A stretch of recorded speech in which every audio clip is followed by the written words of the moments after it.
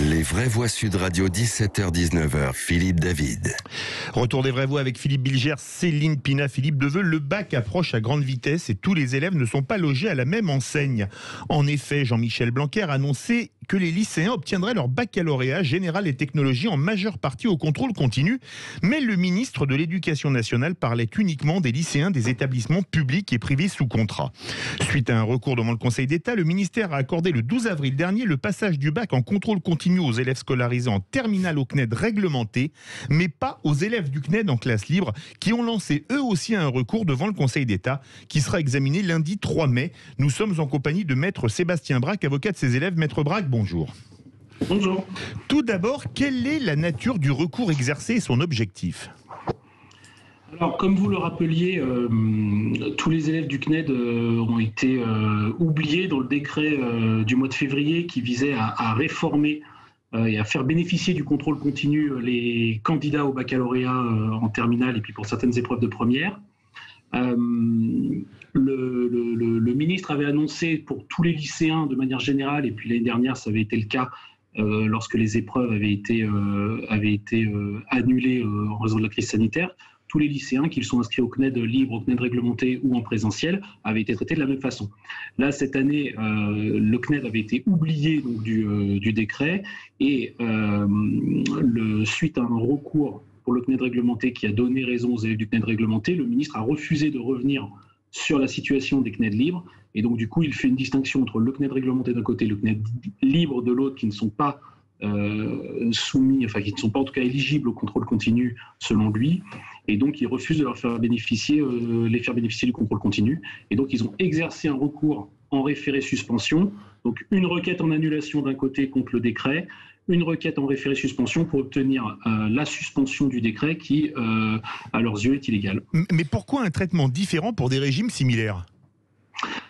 Alors, parce que l'argument principal du ministère est de dire que le CNED réglementé, ce sont des lycéens qui sont en situation, enfin des élèves d'une manière générale, parce qu'il n'y a pas que les lycéens, hein, mais que la classe réglementée est y participent les élèves qui sont en situation de contrainte, c'est-à-dire qui sont des élèves qui remplissent certaines conditions, et notamment le fait d'être en situation de handicap, atteints de pathologies qui ne leur permettent pas d'aller suivre l'enseignement en présentiel dans un lycée, éloignement géographique, itinérance des parents, etc., etc.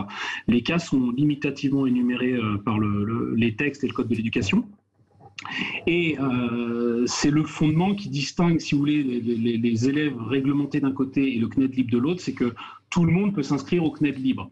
Sauf que on s'aperçoit dans les faits, et c'est le cas de toute une partie de mes clients, c'est que certains élèves se retrouvent inscrits au CNED libre alors qu'ils cochent les cases normalement du réglementé, qu'ils avaient demandé à s'inscrire en réglementé et que finalement, par une erreur d'orientation ou des erreurs d'aiguillage au sein du CNED, ils se sont retrouvés inscrits en classe libre. Ah oui. Alors Céline Pina veut réagir. Je me permets de poser une question parce qu'en fait, je ne comprends rien à ces histoires de classe réglementée et de classe libre. La question que je me pose, c'est est-ce que ça signifie, par exemple, que ces enfants reçoivent des cours du CNED, renvoient ensuite leurs devoirs au CNED et sont corrigés par des personnes extérieures? Ou est-ce que les personnes qui font le suivi sont leurs propres parents s'ils sont en classe libre à la maison? Voilà, je comprends absolument pas comment ça se passe et du coup, je peux pas avoir d'opinion. La réponse de Sébastien Braque. C'est très simple, et c'est là que le régime est identique, c'est qu'ils suivent le programme de l'éducation nationale. Ils doivent renvoyer, qu'ils soient en CNED libre ou en CNED réglementé, ils doivent renvoyer des devoirs qui sont corrigés par des professeurs de l'éducation nationale. D'accord. Et j'ai même pu démontrer dans le cadre du recours, les pièces sont en cours de transmission au Conseil d'État, c'est qu'on a même des sujets qui sont exactement identiques avec des correcteurs identiques. C'est-à-dire qu'on a pu, avec l'aide de certains élèves de réglementé, démontrer que des énoncés de sujets et de devoirs à rendre, à renvoyer, étaient identiques dans une classe réglementée et dans une classe libre, et que le professeur qui était chargé de faire la correction était le même. D'accord. Exactement. Et merci. Le ministère, je vous en prie, le ministère cherche à créer une confusion en considérant que le CNED libre, c'est finalement l'activité entre guillemets commerciale du CNED et qu'on ne sait pas ce qui s'y fait, on a l'impression qu'on y vend n'importe quelle sorte de formation et que finalement c'est un petit peu comme les écoles hors contrat où finalement personne n'a de regard sur le programme. alors qu'en réalité, le programme est le programme de l'éducation nationale. Les professeurs qui corrigent les devoirs pour s'assurer de l'apprentissage et du niveau des élèves sont des professeurs de l'éducation nationale, c'est des professeurs du public. Il nous reste un peu plus d'une minute. 2 dernières questions, Maître Braque. Quelle est la position de Jean-Michel Blanquer et quelle suite à la procédure ?